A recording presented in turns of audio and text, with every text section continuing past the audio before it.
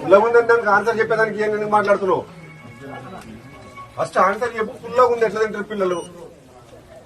అది లేకుండా చూసుకోవాల్సిన బాధ్యత నువ్వు ఏదైతే చెప్తే కుదరదు. ఇక్కడ అడిగేటోళ్ళు లేరని నీకు భయం లేదు. పుల్లగా ఉన్నది నోట్లో పెట్టుకునేటట్లేదు. నేను రుచి చూసి చెప్తున్నా. లేకపోతే నువ్వు చూడు. నా మీద నమ్మకం లేకపోతే చూస్తావా? చూడు ఎంత పుల్లగా ఉన్నదంటే నువ్వు చేసి చేతులు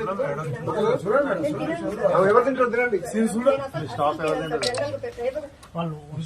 నువ్వు పని చేస్తాను ఏం చేయాలి నువ్వు?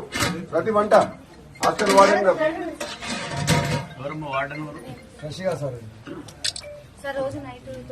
మళ్ళీ మాట్లాడకండి. చెప్పి టేస్ట్ చూడు పుల్లగా ఉందా లేదా?